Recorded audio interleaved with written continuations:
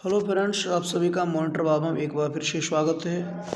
देखिए, कुछ बच्चे क्या है ना, आज के समय में मैथ विषय से बड़ा डरते हैं।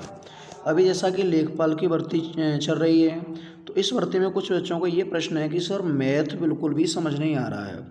तो मैथ के लिए मैं पहले तो ये बता दूं कि लेखपाल के लिए अंकित भाटी सर ने एक सबसे बेस्ट बुक लॉन्च की है, जिस बुक को आप अभी मेरे स्क्रीन पर देख पा रहे होंगे। ये उत्तर प्रदेश राज्य लेखपाल भर्ती परीक्षा 2021 के लिए ये संपूर्ण बुक है, हाई क्वालिटी कंटेंट के साथ है। इस बुक में आपके सामान्य हिंदी, गणित और सामान्य ज्ञान, ग्राम समाज और उत्तर प्रदेश का जो सामान्य ज्ञान है वो भी दिया गया है। तो इस बुक में जो गणित विषय है, उस गणित विषय में कुछ बच्चों को बड़ी समस्या आ रही है, क्योंकि वो बच्चे जो एक्सरसाइज दी गई है उस एक्सरसाइज को अच्छे से समझ नहीं पा रहे हैं, उसे सॉल्व नहीं कर पा रहे हैं और सॉल्यूशन के आधार पर भी वो उसे समझ नहीं पा रहे हैं। तो आज मैं अपने चैनल के माध्यम से आप सभी को जो गणित विषय है, इस गणित विषय का संपूर्ण हल आपके सामने एक एक वीडियो करके प्रस्तुत करूंगा, जिसमें हम स्टार्टिंग से थोड़ा टॉपिक पर ध्यान देंगे। इस बुक में जो गणित चैप्टर में गणित विषय है, उस गणित में सबसे पहला जो चैप्टर है वो है आपका संख्या पद्धति, नंबर सिस्टम। कौन सा है आपका? Number system. तो नंबर सिस्टम में क्या है? नंबर सिस्टम में इस बुक में कुल 44 क्वेश्चन दिए गए हैं, और जो 44 क्वेश्चन हैं ये ऐसे क्वेश्चन हैं जो परीक्षा की दृष्टि से बहुत ही ज़्यादा महत्वपूर्ण हैं। तो इन प्रश्नों को हम धीरे धीरे हल करते हैं, देखते हैं इस बुक का, अंकित भाटी बुक सर का सबसे पहला प्रश्न। पहला प्रश्न आपका दिया है, देखो, 7/6, 7/9, 4/5, 5/7 भिन्नों में कौन सी सबसे छोटी भिन्न होगी? भिन्नों में क्या होता है, आपने अच्छे से पढ़ा होगा छोटी क्लासों में कि जब भी हम किसी भिन्न की छोटी या बड़ी भिन्न की पहचान करते हैं तो हमेशा जो भिन्न दी गई होती है, जैसे इस प्रश्न में आपको पहली भिन्न दी गई है, वो भिन्न है आपकी 7/6। कितनी भिन्न दी गई है? 7/6। तो हम क्या करेंगे, जो हमारा हर है उस हर का अंश में भाग दे देंगे, और जो भी हमारा भागफल आएगा उसे हम नोट कर लेंगे। तो भागफल हमारा आएगा, आप भाग लगा के देख सकते हैं, 1.16। ठीक। दूसरे भिन्न दी है आपकी 7/9। ऐसे ही जब 7/9 में हम इसे दशमलव रूप में लिखेंगे तो ये आपका निकल के आ जाएगा 0.77। कितना आएगा? 0.77 आ जाएगा। तीसरी भिन्न आपकी दी है 4/5। कितनी दी है? 4/5। तो आपको क्या करना है, 4/5 को लिख लेना है और इसे भी दशमलव रूप में लिखेंगे। 4/5 को जब हम दशमलव रूप में लिखेंगे तो ये आ जाएगा 0.8। कितना आ जाएगा? 0.8। अगली भिन्न दी है 5/7। तो हम क्या करेंगे, 5/7 को भी दशमलव रूप में लिख लेंगे। 5/7 को क्या में लिख लेंगे? दशमलव रूप में लिख लेंगे। तो ये हमारा निकल के आएगा 0.71। अब इन चारों दिए गए मानों में से सबसे छोटा मान हमें प्राप्त करना है, तो आप कह सकते हैं 1.16। ये तो सब दिए गए सभी मानों में सबसे बड़ा है। अगला आपका कौन सा दिया गया है? अगला आपका दिया है 0.77। ये भी बड़ा है इस मान की अपेक्षा, तो चलो छोटा है। 0.8 ये भी बड़ा है, लेकिन दिए गए चारों मानों में से जो सबसे छोटा मान है वो है 0.71। 0.71 है वो हमारा किस भिन्न का दशमलव रूप है? 5/7 का। तो हम कह सकते हैं कि दिए गए भिन्नों में सबसे छोटी जो भिन्न है वो कौन सी है? 5/7 है। ठीक। दूसरे प्रश्न में चलते हैं। दूसरा प्रश्न दिया है 9/13, 17/26, 28/29, 33/52 भिन्नों में कौन सी सबसे छोटी भिन्न है? सेम वही प्रश्न, सब कुछ वही है, आप खुद निकालेंगे इसे, कुछ भी नहीं करना है। चेंज इनटू डेसिमल, दशमलव रूप में लिख लेना है, और दिए गए दशमलव मानों में से जो मान हमारा सबसे छोटा होगा वो दिए गए प्रश्न का सही जवाब होगा। मैं आंसर बता देता हूँ, इसका आंसर पहला ही विकल्प सही है, 33/52। आप सब लोग इसे स्वयं हल करेंगे और कमेंट बॉक्स में बताएंगे कि समझ आया या नहीं आया। अगला प्रश्न देखते हैं। अगला प्रश्न कह रहा है किसी संख्या को 899 से भाग देने पर शेषफल 63 प्राप्त होता है। यदि उस संख्या को 29 से भाग दें तो शेषफल क्या होगा। देखो, ये हमारा भाषा पर आधारित प्रश्न है और भाषा आधारित प्रश्नों में क्या होता है, कहीं ना कहीं एक छोटा सा लॉजिक छिपा हुआ होता है। क्या छिपा हुआ होता है? लॉजिक छिपा हुआ होता है। जैसे इस प्रश्न में क्या है, 899 जो दिए, कितने दिए गए हैं, 899 से भाग देने पर इस संख्या से हमें कोई भी अज्ञात संख्या है, अगर उसमें हम भाग देते हैं तो हमारा जो शेषफल है वो 63 प्राप्त होता है। कितना प्राप्त होता है? 63 प्राप्त होता है। तो पूछ रहा है 29 से भाग देने पर कितना प्राप्त होगा। तो जब हम 899 से भाग दे रहे थे तो 63 आ रहा था। अब पूछ रहा है 29 से भाग देंगे तो कितना आएगा। तो हमें पता है कि 899 29 से पूरी तरह से विभाज्य संख्या है। अतः हम क्या करेंगे, जो शेषफल ज्ञात है उस शेषफल में 29 का भाग लगा देंगे। 29 का भाग लगाएंगे, 29 दूनी 58 होते हैं, 2 बार तो भाग चला गया, भागफल 2 आ गया। लेकिन जो 63 में से 58 को जब हम घटाएंगे तो हमें 5 शेषफल प्राप्त होगा। तो हमारा शेष कितना आ जाएगा, 5 शेष आ जाएगा। अतः दिए गए प्रश्न में विकल्प नंबर 2 जो बी वाला विकल्प है वो हमारा सही हो जाएगा। ठीक, अगले प्रश्न में चलते हैं। देखिए तीसरा प्रश्न क्या कह रहा है, निम्न में से 2/5 और 4/9 के बीच उपस्थित भिन्न है।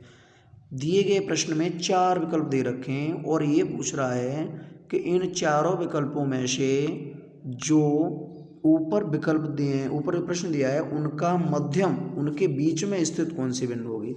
तो क्या करेंगे, सेम वही तरीका जैसे अभी हमने दशमलव रूप में लिखा था, इस बिंदु को भी दशमलव रूप में लिख लेंगे, इस बिंदु को भी हम दशमलव रूप में लिख लेंगे और दोनों बिंदुओं को दशमलव रूप में लिखने के बाद हम क्या करेंगे, इनमें से जो भिन्न उनके मध्य में आती होगी, जो उनके बीच की कैटेगरी में होगी, वह हमारा प्रश्न का सही जवाब हो जाएगा। तो इस प्रश्न का जो हमारा सही जवाब होगा वो हो जाएगा 3/7। 3/7 है, इसी प्रश्न के बीच में होगी। बिल्कुल सरल प्रश्न है, जैसे छोटी और बड़ी भिन्नों को हम ज्ञात करते थे वैसे इस प्रश्न को भी ज्ञात कर सकते हैं। बहुत सरल प्रश्न है। प्रश्न नंबर नेक्स्ट पर चलते हैं। अगला प्रश्न क्या कह रहा है, यह भी भाषा आधारित प्रश्न है।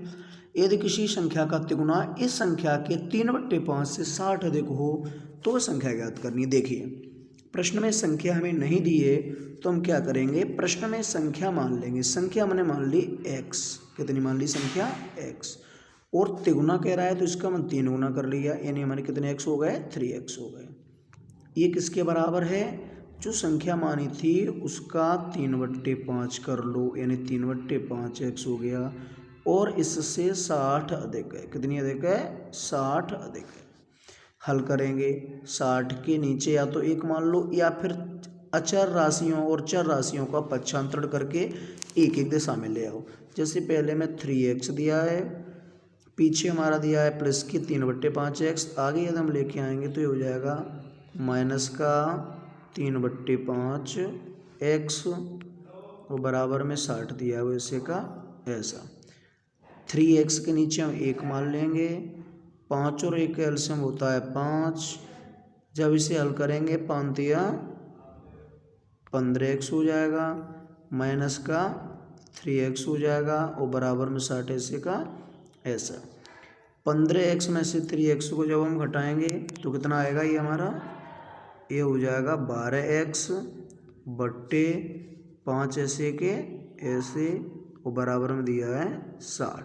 60 के नीचे कितने मान लेंगे, 1 मान लेंगे, क्रॉस मल्टीप्लाई करेंगे तो ये हो जाएगा 12x बराबर 60 इंटू 5। 12 से 60 को काटेंगे तो 12 पंजे 60, 5 बार जाएगा। और जब हम यहाँ से x की वैल्यू निकालेंगे तो 5 का मल्टीप्लाई जब हम 5 में करेंगे तो कितना आ जाएगा, 25 आ जाएगा। अतः हम कह सकते हैं कि दिए गए प्रश्न का सही जवाब होगा विकल्प नंबर ए, जो हमारा क्या है 25 दिया है, वो हमारे प्रश्न का सही जवाब होगा। ठीक, अगले प्रश्न में चलते हैं।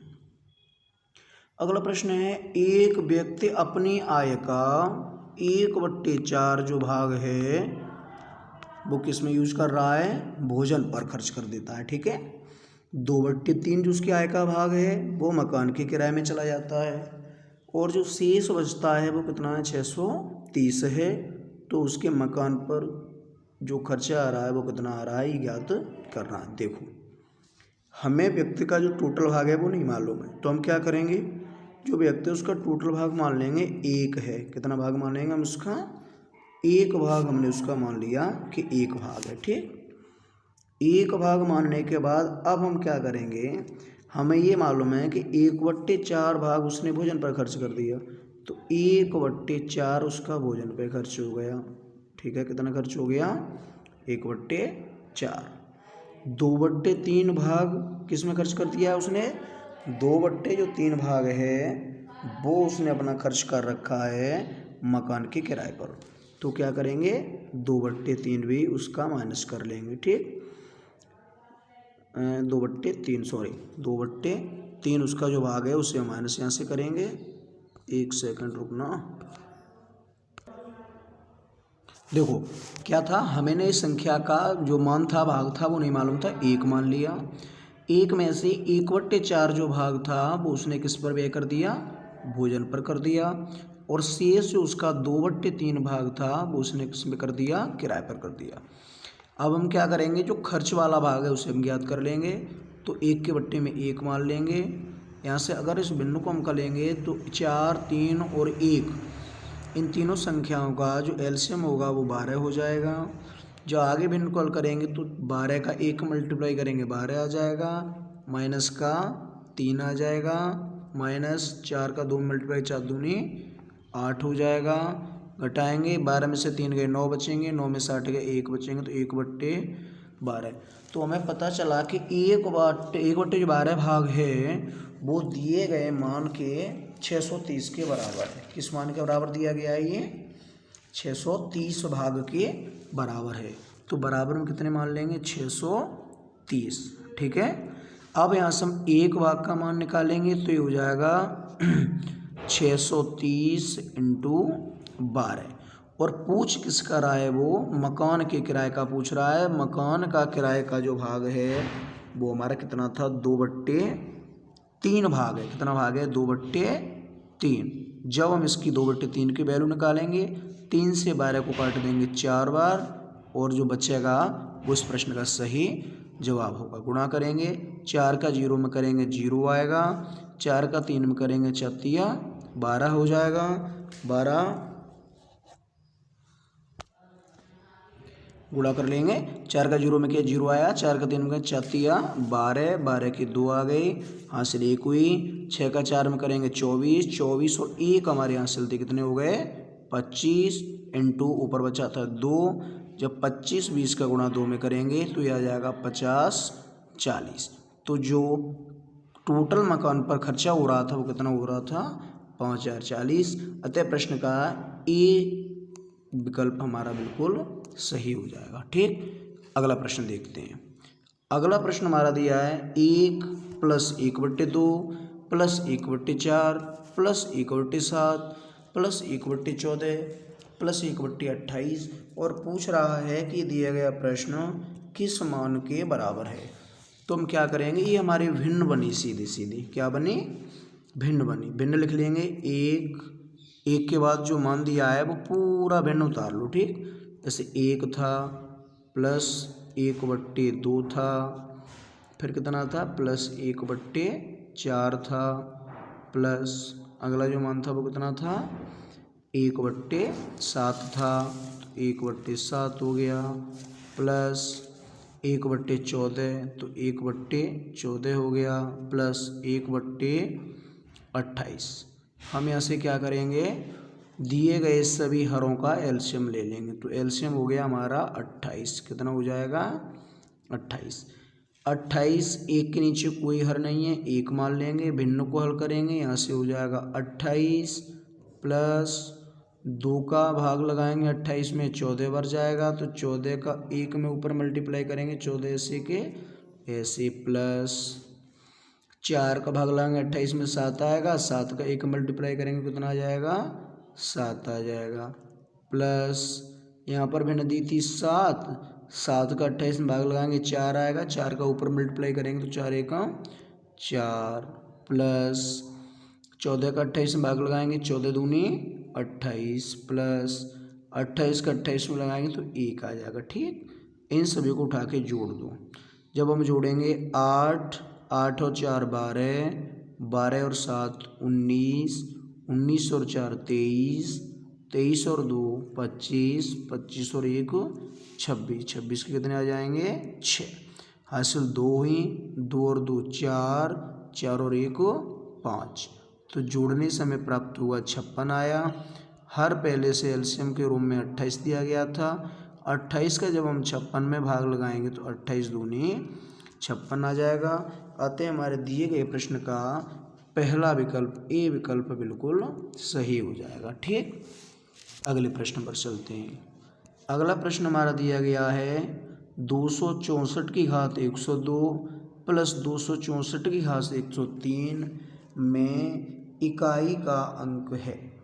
किसका अंक पूछ रहा है? वो इकाई का अंक पूछ रहा है। तो हमें अच्छे से ज्ञात है 264 ये 4 का एक गुणज है। कितने का गुणज है? 4 का। तो हम शॉर्ट ट्रिक से निकालने के लिए क्या करेंगे, जो हमारी घात दी गई है, प्रश्न की घात हमें कितनी दी है? 102 दी गई है। ये 4 की गुणज है तो 4 का भाग लगा देंगे। ठीक, इधर 103 दिया है तो 103 में कितने का भाग लगा देंगे? 4 का भाग लगा देंगे, क्योंकि दिए गए दोनों के जो आधार हैं वो 4 के गुणज के रूप में आ रहे हैं। ठीक है, 102 में जब हम 4 का भाग लगाएंगे तो हमारा जो शेष बचेगा वो 2 बचेगा। कितना बचेगा? 2।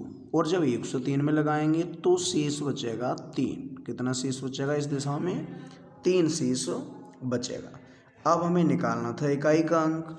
इकाई का अंक निकालेंगे तो क्या करेंगे? हमने भाग कितने का दिया था? 4 का। यहाँ पर भाग भी कितने का दिया था? 4 का। 4 का स्क्वायर कितना होता है हमारा? 16 होता है। ठीक, और 4 का क्यूब हम करेंगे तो वो कितना होता है? 4 का क्यूब हमारा 64 होता है। कितना होता है? 64 होता है। अब हमें इस क्या करना है? इकाई का अंक हमें तो निकालना था। इसमें इकाई का अंक 6 है, इसमें इकाई का अंक 4 है। दोनों को जुड़वा रहा था, जैसे चिन्ह प्रश्न में पहले से जोड़ कर दिया है। तो जब 6 में हम 4 को जोड़ेंगे तो कितना हो जाएगा? 10 हो जाएगा।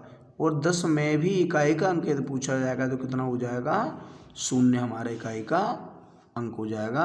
अतः इस प्रश्न का 0 हमारा आंसर हो जाएगा।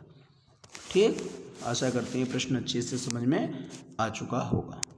अगले प्रश्न पर चलते हैं। अगला कह रहा है, यदि किन्हीं 3 क्रमागत विषम संख्याओं का योग 147 हो तो बीच वाली संख्या कितनी होगी?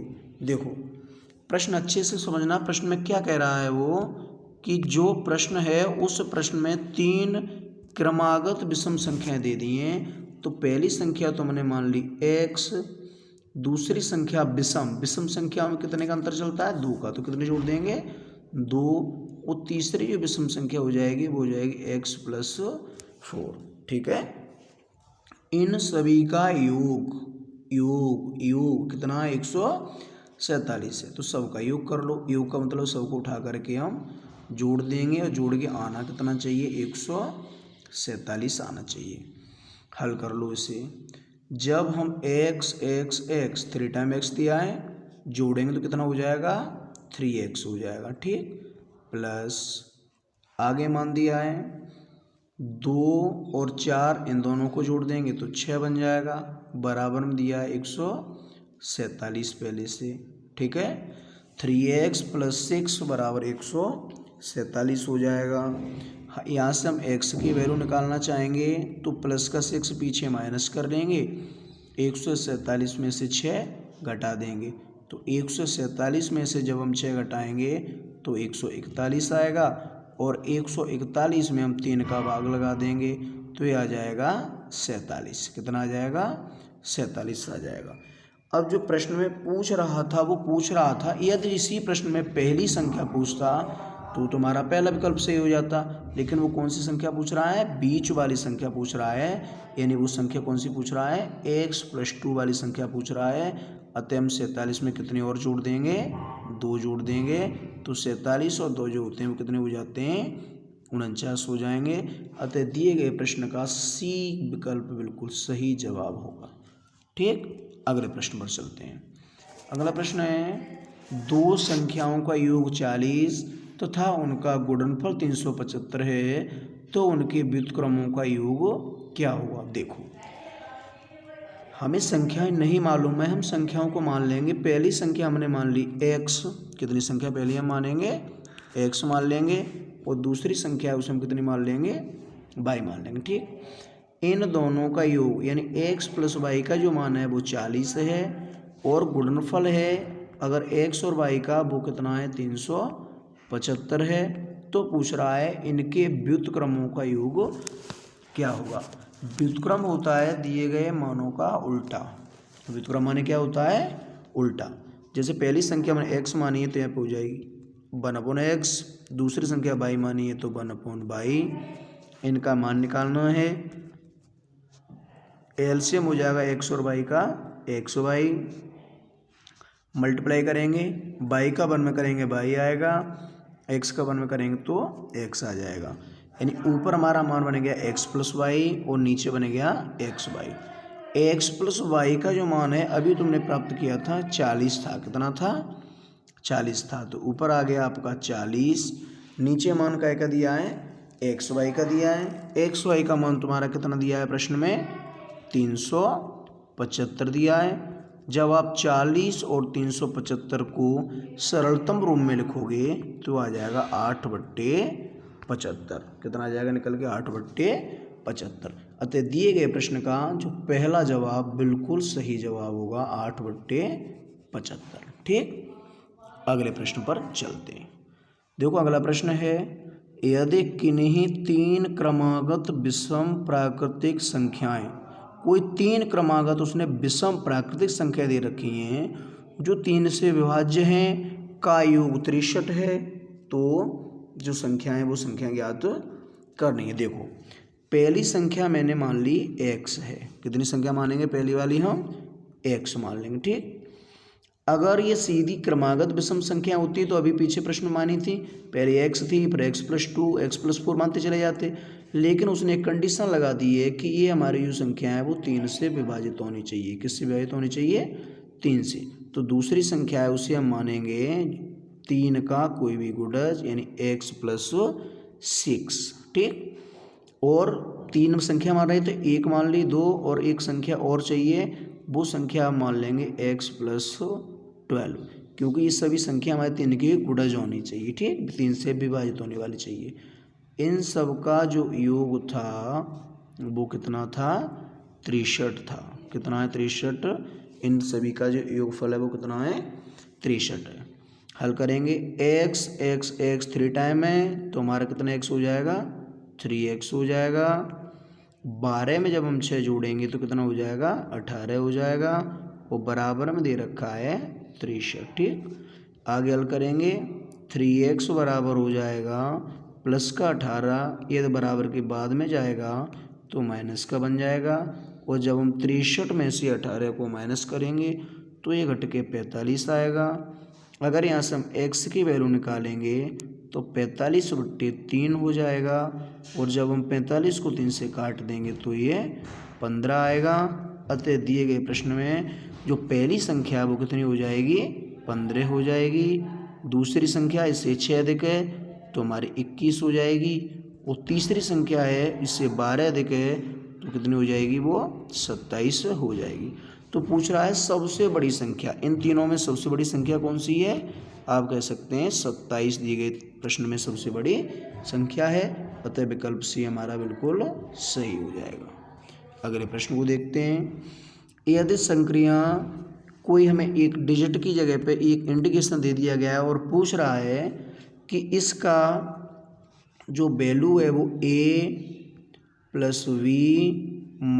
ab के बराबर में है। ठीक है, तो पूछ रहा है मान निकालना है तुम्हें 5*7 का। कितने का निकालना है, 5*7 का। तो क्या करोगे, a की जगह पे तो आप 5 लगा दोगे, कितने लगा दोगे, 5, और बी की जगह पे कितना लगा दोगे, 7 लगा दोगे, तो प्लस के 7 आ जाएंगे, माइनस ए की जगह पे फिर 5 लगाएंगे और बी की जगह पे 7 लगा देंगे। इसे हल करेंगे, 7 में जब हम 5 को ऐड करेंगे तो कितना आ जाएगा, 12 आ जाएगा। 7 का 5 में मल्टीप्लाई करेंगे तो 35 आ जाएगा। जब 35 में से 12 को माइनस करेंगे तो कितना आएगा, माइनस का 23 आएगा। कितना आएगा, माइनस का 23। तो हम कह सकते हैं कि विकल्प नंबर 3 हमारे प्रश्न का बिल्कुल सही जवाब होगा। अगले प्रश्न पर चलते हैं। अगला प्रश्न क्या कह रहा है हमारा, पहली 20 विषम प्राकृतिक संख्याओं का योग है। आपने देखा 20 विषम प्राकृतिक संख्याओं का योग पूछ रहा है, तो आपको पता है कि प्राकृतिक संख्याओं का योग जो विषम होता है उनका n² होता है। कितनी संख्याओं का पूछ रहा है, 20 संख्याओं का पूछ रहा है, तो कितने का स्क्वायर कर देंगे हम, 20 का स्क्वायर कर देंगे, और 20 का स्क्वायर हमारा कितना होता है, 400 होता है। अतः विकल्प नंबर सी बिल्कुल सही जवाब होगा। अगले प्रश्न पर चलते हैं। अगला प्रश्न, 100 तथा 200 के बीच की सभी प्राकृतिक संख्याओं का योग बताओ जो 3 की गुणज हों। देखो बाउंडेशन लगा दी, क्या बाउंडेशन लगा दी, पहली संख्या 100 होनी चाहिए और लास्ट वाली संख्या कितनी होनी चाहिए, 200 होनी चाहिए। इनके बीच में जितनी भी संख्या 3 से कटती हों, 3 से विभाजित होती हों, उन सभी का योग बताना है। तो देखो 100 तो हमारा 3 से नहीं कटता, 100 के बाद 101 आता है, वो भी 3 का गुणज नहीं है। 102 जो आता है वो 3 का गुणज है, तो एक संख्या 102 हो गई। ऐसे ही हम अंतिम संख्या पर चलते हैं। 200 3 का गुणज नहीं होती है। 200 से एक अंक पहले कौन सी संख्या आती है, 199 आती है, वो भी 3 से विभाजित नहीं होती है। उसके बाद कौन सी संख्या आती है, 198 आती है, जो 3 से पूरी तरह से विभाजित हो जाती है।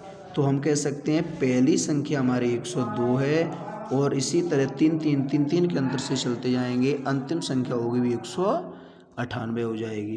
तो निकालने के लिए हम क्या करेंगे, 198 में से 102 को हम माइनस कर लेंगे, ठीक है। 198 में से हम कितने को माइनस कर देंगे, 102 को माइनस कर लेंगे, और कितने का अंतर आ रहा है सभी संख्याओं में, 3 का, ठीक। और ये n-1 हो जाएगा, ठीक है। अभी मैं सूत्र से भी समझा दूंगा।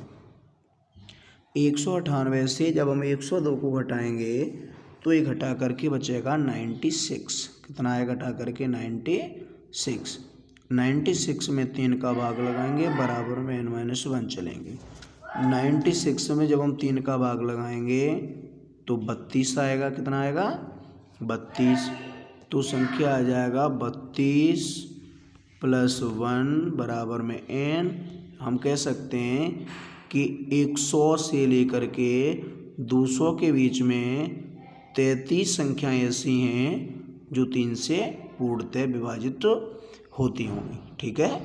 अब देखो 3 से विभाजित होने वाली संख्याएं हमें कितनी मिली हैं टोटल, 3 से विभाजित होने वाली टोटल संख्या मिली हैं हमें 33। कितनी संख्या मिली हैं, 33। लेकिन वो 33 संख्या नहीं पूछ रहा है, वो ये पूछ रहा है जो 33 संख्याएं हैं उन संख्याओं का योगफल क्या होगा।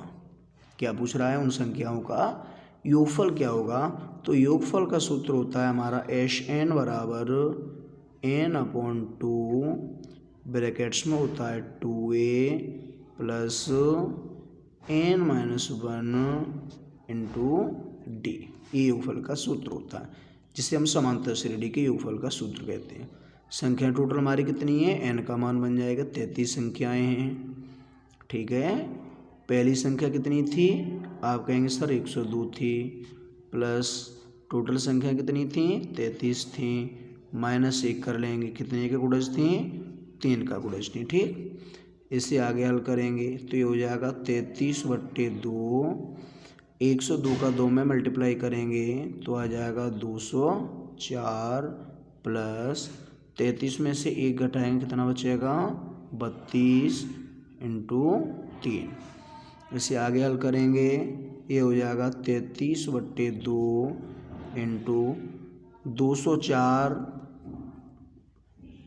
प्लस 32 तिया 96, इन दोनों को उठा करके जोड़ दो। ठीक, यहाँ से आ जाएगा 33/2 इंटू 204 में जब हम 96 को जोड़ेंगे तो ये हो जाएगा 300, और 300 को 2 से हम डिवाइड कर देंगे तो आ जाएगा 150। तो 33 इंटू 150, 33 का 150 में मल्टीप्लाई करेंगे। जब 33 का 150 में मल्टीप्लाई कर लेंगे तो ये हमारा निकल के आ जाएगा 4950। कितना आ जाएगा? 4950। यही हमारे प्रश्न का सही जवाब होगा। तो हम कह सकते हैं विकल्प नंबर बी हमारा बिल्कुल सही जवाब होगा। अगले प्रश्न पर चलते हैं। अगला प्रश्न है 1 से 50 तक की संख्याएं लिखने में कुल कितने अंकों की आवश्यकता होगी? पूछ क्या रहा है वो? 1 से लेकर के 50 तक हम गिनती लिखेंगे तो उनमें कुल कितने डिजिट्स का प्रयोग होगा। ठीक है, तो हमें पता है कि जब हम 1 से लेकर के 9 तक की संख्याएं लिखेंगे तो हमें सीधा सीधा 9 अंकों का प्रयोग करना पड़ेगा।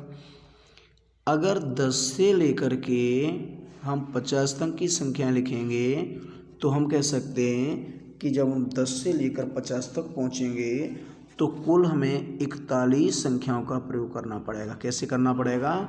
आप काउंट करके लिख सकते हैं। 10 से लेकर के जो 50 तक की गिनती हैं उन्हें गिन लो, कितने संख्या हो जाएंगी? 41 संख्या हो जाएंगी। 41 संख्याओं में आपको पता है कि 1-2 अंकों की संख्या लिखने में 2 अंकों का प्रयोग करते हैं। तो 41 का हम 2 में जब मल्टीप्लाई करेंगे तो आ जाएगा 82, और 9 अंकों का प्रयोग हम पहले कर चुके थे। तो 82 में कितने को ऐड कर देंगे? 9 को ऐड कर देंगे। कितना आ जाएगा? 91। तो हम कह सकते हैं 1 से लेकर के 50 तक की टोटल संख्या लिखने में 91 डिजिट्स का प्रयोग करना पड़ेगा। अतः हमारा विकल्प नंबर सी बिल्कुल सही जवाब होगा। अगले प्रश्न पर चलते हैं। अगला प्रश्न हमारा क्या कह रहा है? 1,3,5,7 99 तथा 128 को परस्पर गुणा किया जाता है तो गुणनफल के अंत में शून्यों की संख्या होगी। देखो, किसी भी संख्या में शून्यों की जो संख्या होती है वो डिपेंड करती है कि उस प्रश्न में 2 और 5 कितनी बार आए हैं, क्योंकि जब हम 5 और 2 का मल्टीप्लाई करेंगे तभी हमारी संख्या के अंत में शून्य का निर्माण होता है। ठीक है, तो अंतिम संख्या दी है 128 दी है। कितनी संख्या दी है? 128 दी है। 128 के हम फैक्टर निकालेंगे तो हम कह सकते हैं कि 2 की घात 7 बनेगी। कितनी बनेगी? 2 की घात 7। तो कह सकते हैं जो 2 आ रहा है वो कितनी बार आ रहा है? कुल 7 बार आ रहा है। तो हम कह सकते हैं कि इस प्रश्न में अंत में शून्यों की जो संख्या होगी वो 7 होगी। कितनी होगी? 7 होगी। तो दिए गए प्रश्न का सी विकल्प हमारा बिल्कुल सही जवाब होगा। अगले प्रश्न को देखते हैं। अगले प्रश्न में क्या कह रहा है? 2 धनात्मक संख्याओं के वर्गों का योग 100 है तथा उनके वर्गों का अंतर 28 है, तो संख्याओं का योगफल कितना होगा? देखो, हमें संख्या ज्ञात नहीं है तो हम संख्या मान लेंगे कि माना जो पहली संख्या है वो हमारी x है। कितनी है? x है। दूसरी संख्या है वो कितनी है? y है। वर्गों का योग, वर्ग कर देंगे दोनों संख्याओं का। योग कह रहा है दोनों को उठा करके जोड़ देंगे, और आना कितना चाहिए? 100 आना चाहिए। ठीक है, आगे क्या कह रहा है? तथा उनके वर्गों का अंतर 28 है, तो सेम यही कंडीशन बनेगी। वर्ग हो गया x का वर्ग x स्क्वायर, y का वर्ग करेंगे तो y स्क्वायर, अंतर कितना है इनका? 28 है। दोनों समीकरणों को जब हम हल करेंगे तो y स्क्वायर से y स्क्वायर तो क्रॉस हो जाएगी, y स्क्वायर से y स्क्वायर हमारी क्रॉस हो जाएगी, y स्क्वायर से y स्क्वायर हमारी क्रॉस हो जाएगी। एक्स स्क्वायर में जब हम एक्स स्क्वायर को जोड़ेंगे तो ये हमारी बन जाएगी 2x स्क्वायर। कितनी बन जाएगी? 2x²। और 100 में जब हम 28 को जोड़ेंगे तो 128 हो जाएगा। 2 से 128 को काट देंगे 64 बार, तो हम कह सकते हैं x² का मान है वो कितना होगा, 64 होगा। और अगर x की हम वैल्यू निकालेंगे तो 64 का वर्गमूल कितना होता है, 8 होता है। तो कह सकते हैं पहली संख्या वो कितनी होगी, 8 होगी। दूसरी संख्या कैसे निकालेंगे, x का मान किसी भी समीकरण में रख देंगे। माना x का मान मैंने पहले समीकरण में रखा, तो x² का मान अभी कितना आया था, 64 प्लस 22² बराबर में कितना हो जाएगा, 100 हो जाएगा। ठीक है, यहाँ से 22² की जब हम वैल्यू निकालेंगे तो 100 में से 64 को माइनस करेंगे कितना बचेगा, 36 बचेगा। जब स्क्वायर हटाएंगे संख्या का वर्गमूल लेना पड़ेगा, तो 36 का वर्गमूल कितना होता है, 6 होता है। तो हम कह सकते हैं पहली संख्या हमारी 8 होगी और दूसरी संख्या 6 होगी। लेकिन प्रश्न में संख्या नहीं पूछ रहा है, वो ये पूछ रहा है इन दोनों संख्याओं का योगफल कितना होगा। क्या पूछ रहा है, दोनों संख्याओं का योगफल कितना होगा। तो योगफल के लिए हम क्या करेंगे, पहली संख्या हमारी 8 थी, दूसरी संख्या हमारी 6 थी, इन दोनों को उठा करके जोड़ देंगे। 8 और 6 जोड़ के कितने आएंगे, 14। तो हम कह सकते हैं दोनों संख्याओं का योगफल है वो कितना होगा, 14 होगा। तो दिए गए प्रश्न में जो विकल्प नंबर सी है वो बिल्कुल सही जवाब होगा। अगले प्रश्न को देखते हैं। अगला प्रश्न हमारा दिया है 1 - 1/3, दूसरे क्वेश्चन में 1 - 1/4, ऐसे बढ़ता चला गया है और आगे पहुंचा है 1 - 1/n तक। ठीक, देखो पहले हमें दिया है 1 - का 1/3, ठीक है। दूसरे में उसने दे दिया 1 - के 1/4, ऐसे ही उसने दे दिया 1 - 1/5, और ऐसे ही बढ़ता चला जा रहा है, लास्ट आ रहा है 1 - 1/n। देखो क्या करेंगे हम, इसे हम एलसीएम लेके जब हल करेंगे तो ये हमारा हो जाएगा 3 में से 1 घटाएंगे तो 2/3 हो गया। दूसरे को हल करेंगे 4 में से 1 घटाएंगे तो 3/4 हो गया। ऐसे ही 5 में से 1 घटाएंगे तो 4/5 हो गया। ऐसे इसके बाद वाली संख्या डॉट डॉट में होगी, उसे हम हल करेंगे तो वो संख्या कितनी बन जाएगी, 5/6 बन जाएगी। ऐसे ही आगे करेंगे तो 6/7 बन जाएगी। ऐसे जो अंतिम संख्या होगी वो बन जाएगी n - 1/n। तो 3 से हमारा देखो 3 कट रहा है, 4 से 4, 5 से 5, 6 से 6। तो हम कह सकते हैं कि हर एक जो संख्या होगी वो अंश हर से डिवाइड होती चली जाएगी। केवल पहली जो संख्या है वो संख्या हमारी बचेगी और जो सबसे लास्ट संख्या का हर हमारा बचेगा। तो पहली संख्या में 2 है और लास्ट में कितनी है, n है। तो हम कह सकते हैं कि 2/n इस प्रश्न का बिल्कुल सही जवाब होगा। ठीक, अगले प्रश्न पर चलते हैं। निम्न में सबसे छोटी भिन्न है, जैसे मैंने पहले ही प्रश्न में शुरुआती यहीं से की थी, भिन्नों से। भिन्न में छोटी और बड़ी भिन्न छांटने के लिए क्या करते हैं, जो दी गई भिन्न होगी उस भिन्न को सबसे पहले हम दशमलव रूप में लिख लेंगे, और दशमलव रूप में लिखने के बाद जो संख्या दशमलव रूप में सबसे छोटी होगी वही दी गई भिन्न सबसे छोटी भिन्न हो जाएगी। तो इस प्रश्न को आप स्वयं निकालेंगे। इस प्रश्न का जो सही जवाब होगा वो आपका हो जाएगा 14/33। अतः 14/33 दिए गए प्रश्न का सही जवाब होगा। अगला प्रश्न है निम्न में सबसे छोटी भिन्न है। फिर वही प्रश्न है सेम, दिए गए प्रश्नों में जो भिन्न दी गई हैं उन भिन्नों में क्या करना है, 4 भिन्न दी हैं, चारों भिन्नों में आपको जो सबसे छोटी भिन्न होगी वो आपको छांट के बतानी है। क्या करेंगे, सबसे पहले दशमलव रूप में लिखेंगे। दशमलव रूप में लिखने के बाद जो मान हमारा सबसे छोटा होगा, दी गई ज्ञात भिन्न वही हमारी सबसे छोटी भिन्न बन जाएगी। इस प्रश्न को आप हल करने के बाद कमेंट सेक्शन में शेयर करेंगे, जिससे मैं ये पता लगा सकता हूँ कि आपको कितना समझ में आया है और कितना नहीं आया है। फिलहाल इस प्रश्न का जो आंसर होगा वो आपका हो जाएगा 14/53। तो इस बुक में जो अंकित भाटी सर की बुक थी, इस बुक में नंबर सिस्टम में कुल आपके 44 क्वेश्चन थे। कितने क्वेश्चन थे? 44 क्वेश्चन थे, जिनमें से 20 क्वेश्चन की पहली श्रृंखला मैंने हल करा दी है। अब आगे आने वाले भाग 2 में जो शेष क्वेश्चन बचे हैं उन प्रश्नों को हम भाग 2 में हल करा देंगे। अतः इस चैनल को सब्सक्राइब करके रखें, जिससे आने वाले समय में आपको वीडियो जो प्राप्त होगी उसका नोटिफिकेशन मिल जाएगा और आप प्रश्नों को आसानी से हल कर पाएंगे। ठीक है, जय हिंद, जय भारत।